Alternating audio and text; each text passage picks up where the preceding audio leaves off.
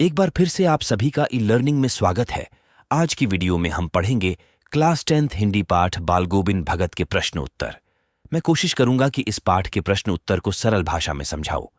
आप सभी बच्चों से मेरी एक रिक्वेस्ट है, यदि आप हमारे चैनल पर पहली बार विजिट कर रहे हैं या हमारी वीडियो को पहली बार देख रहे हो तो चैनल को सब्सक्राइब करें और वीडियो को लाइक करें और अपने फ्रेंड्स के साथ वीडियो को ज्यादा से ज्यादा शेयर करें, जिससे हमारे चैनल को ग्रोथ करने में हेल्प मिलेगी। धन्यवाद।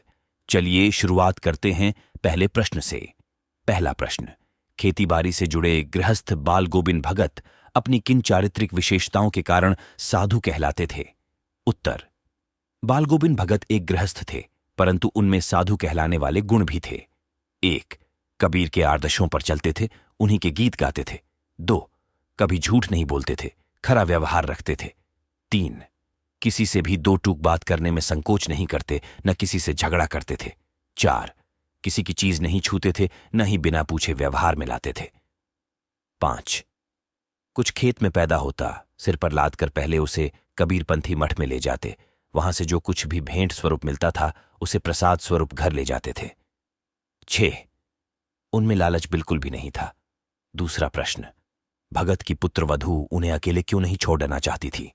उत्तर, भगत की पुत्रवधू उन्हें अकेले छोड़कर नहीं जाना चाहती थी, क्योंकि भगत के बुढ़ापे का वह एकमात्र सहारा थी।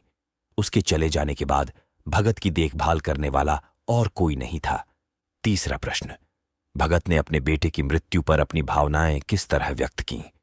उत्तर, बेटे की मृत्यु पर भगत ने पुत्र के शरीर को एक चटाई पर लिटा दिया, उसे सफेद चादर से ढक दिया तथा वे कबीर के भक्ति गीत गाकर अपनी भावनाएं व्यक्त करने लगे। भगत ने अपने पुत्रवधू से कहा कि यह रोने का नहीं बल्कि उत्सव मनाने का समय है। विरहिणी आत्मा अपने प्रियतम परमात्मा के पास चली गई है। उन दोनों के मिलन से बड़ा आनंद और कुछ नहीं हो सकती। इस प्रकार भगत ने शरीर की नश्वरता और आत्मा की अमरता का भाव व्यक्त किया। चौथा प्रश्न, भगत के व्यक्तित्व और उनकी वेशभूषा का अपने शब्दों में चित्र प्रस्तुत कीजिए। उत्तर, बाल गोविंद भगत एक गृहस्थ थे, लेकिन उनमें साधु सन्यासियों के गुण भी थे। वे अपने किसी काम के लिए दूसरों को कष्ट नहीं देना चाहते थे, बिना अनुमति के किसी की वस्तु को हाथ नहीं लगाते थे, कबीर के आदर्शों का पालन करते थे। सर्दियों में भी अंधेरा रहते ही पैदल जाकर गंगा स्नान करके आते थे तथा भजन गाते थे। वेशभूषा से ये साधु लगते थे। इनके मुख पर सफेद दाढ़ी तथा सिर पर सफेद बाल थे। गले में तुलसी के जड़ की माला पहनते थे। सिर पर कबीर पंथियों की तरह टोपी पहनते थे। शरीर पर कपड़े बस नाम मात्र के थे। सर्दियों के मौसम में बस एक काला कंबल ओढ़ लेते थे तथा मधुर स्वर में भजन गाते फिरते थे। पांचवां प्रश्न, बाल गोविंद भगत की दिनचर्या लोगों के अचरज का कारण क्यों थी? उत्तर, बाल गोविंद भगत की दिनचर्या लोगों के अचरज का कारण इसलिए बन गई थी क्योंकि वे जीवन के सिद्धांतों और आदर्शों का अत्यंत गहराई से पालन करते हुए उन्हें अपने आचरण में उतारते थे। वृद्ध होते हुए भी उनकी स्फूर्ति में कोई कमी नहीं थी। सर्दी के मौसम में भी, भरे बादलों वाले भादों की आधी रात में भी वे भोर में सबसे पहले उठकर गांव से 2 मील दूर स्थित गंगा स्नान करने जाते थे। खेतों में अकेले ही खेती करते तथा गीत गाते रहते। विपरीत परिस्थिति होने के बाद भी उनकी दिनचर्या में कोई परिवर्तन नहीं आता था। एक वृद्ध में अपने कार्य के प्रति इतनी सजगता को देखकर लोग दंग रह जाते थे। छठा प्रश्न, पाठ के आधार पर बाल गोविंद भगत के मधुर गायन की विशेषताएं लिखिए। उत्तर, भगत जी कबीर के गीत गाते थे। वे बहुत मस्ती से गाया करते थे। कबीर के पद उनके कंठ से निकलकर सजीव हो उठते थे। उनका स्वर बहुत मधुर था। उनके गीत सुनकर लोग मंत्रमुग्ध हो जाते थे। औरतें उस गीत को गुनगुनाने लगती थीं। उनके गीत का मनमोहक प्रभाव सारे वातावरण में छा जाता था। सातवां प्रश्न, कुछ मार्मिक प्रसंगों के आधार पर यह दिखाई देता है कि बाल गोविंद भगत प्रचलित सामाजिक मान्यताओं को नहीं मानते थे। पाठ के आधार पर उन प्रसंगों का उल्लेख कीजिए। उत्तर, कुछ ऐसे मार्मिक प्रसंग हैं जिनके आधार पर यह कहा जा सकता है कि बाल गोविंद भगत उन प्रचलित सामाजिक मान्यताओं को नहीं मानते थे जो विवेक की कसौटी पर खरी नहीं उतरती थीं। उदाहरण स्वरूप, 1. बाल गोविंद भगत के पुत्र की मृत्यु हो गई तो उन्होंने सामाजिक परंपराओं के अनुरूप अपने पुत्र का क्रियाकर्म नहीं किया।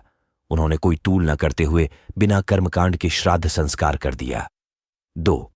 सामाजिक मान्यता है कि मृत शरीर को मुखाग्नि पुरुष वर्ग के हाथों दी जाती है, परंतु भगत ने अपने पुत्र को मुखाग्नि अपनी पुत्रवधू से ही दिलाई।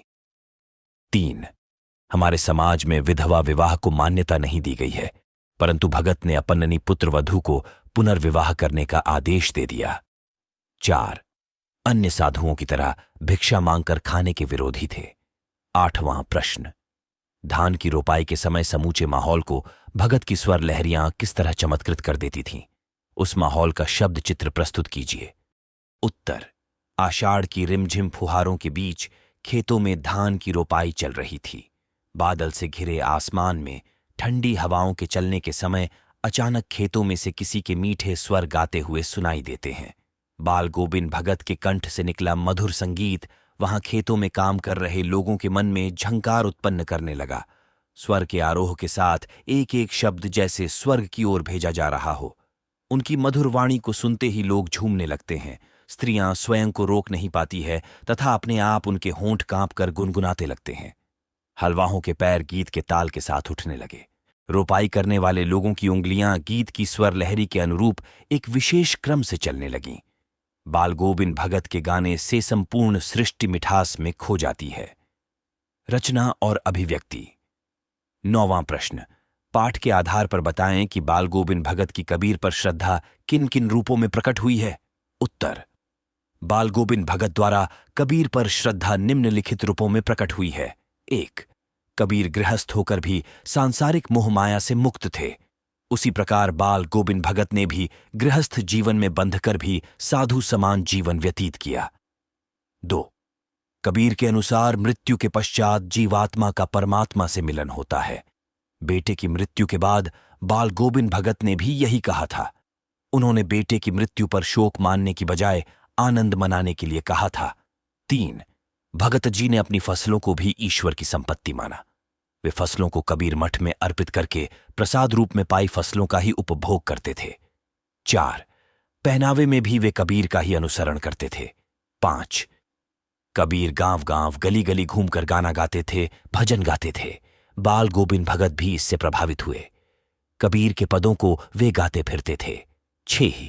बाल गोविंद भगत प्रचलित सामाजिक मान्यताओं को कबीर की तरह ही नहीं मानते थे। 10वां प्रश्न, आपकी दृष्टि में भगत की कबीर पर अगाध श्रद्धा के क्या कारण रहे होंगे।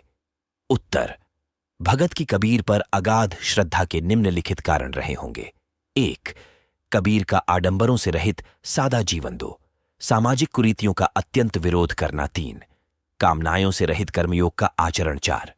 ईश्वर के प्रति अनन्य प्रेम। 5. भक्ति से परिपूर्ण मधुर गीतों की रचना। 6.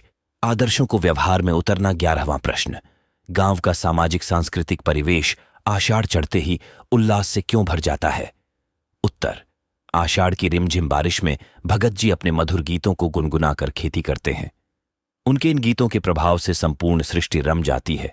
स्त्रियों भी इससे प्रभावित होकर गाने लगती हैं। इसीलिए गांव का परिवेश उल्लास से भर जाता है।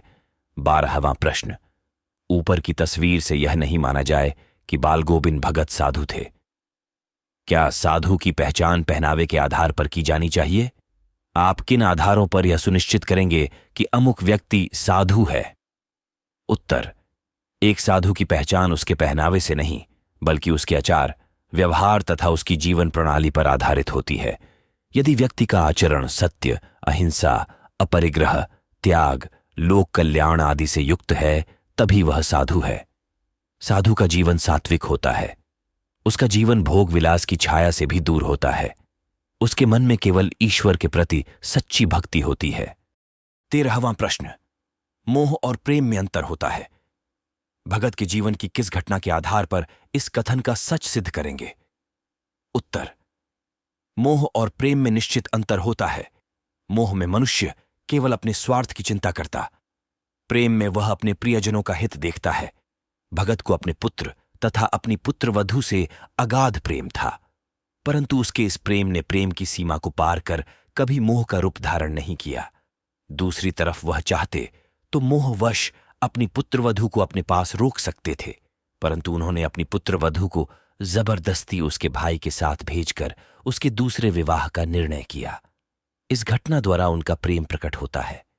बाल गोविंद भगत ने भी सच्चे प्रेम का परिचय देकर अपने पुत्र और पुत्रवधू की खुशी को ही उचित माना।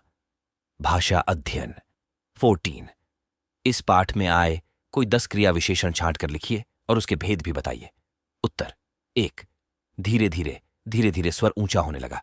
भेद रीतिवाचक क्रिया विशेषण। 2। जब जब वह जब जब सामने आता। भेद कालवाचक क्रिया विशेषण। 3। थोड़ा थोड़ा बुखार आने लगा। भेद परिमाणवाचक क्रिया विशेषण। 4। उस दिन भी संध्या में गीत गाए। भेद कालवाचक क्रिया विशेषण। 5। बिल्कुल कम कपड़े बिल्कुल कम पहनते थे। भेद परिमाणवाचक क्रिया विशेषण। 6। सवेरे ही इन दिनों सवेरे ही उठते थे। भेद कालवाचक क्रिया विशेषण। 7। हर वर्ष गंगा स्नान करने के लिए जाते। भेद कालवाचक क्रिया विशेषण। 8। दिन वे दिन छिजने लगे। भेद कालवाचक क्रिया विशेषण। 9। हंसकर टाल देते थे। भेद रीतिवाचक क्रिया विशेषण। 10। जमीन पर ही आसन जमाए गीत गाए चले जा रहे हैं। भेद स्थानवाचक क्रिया विशेषण। आप सभी बच्चों से मेरी एक रिक्वेस्ट है, यदि आपको यह वीडियो पसंद आई हो तो इसे लाइक करें, अपने फ्रेंड्स के साथ शेयर करें और चैनल को सब्सक्राइब करना ना भूलें, जिससे हमारे चैनल को ग्रोथ करने में हेल्प मिलेगी। धन्यवाद।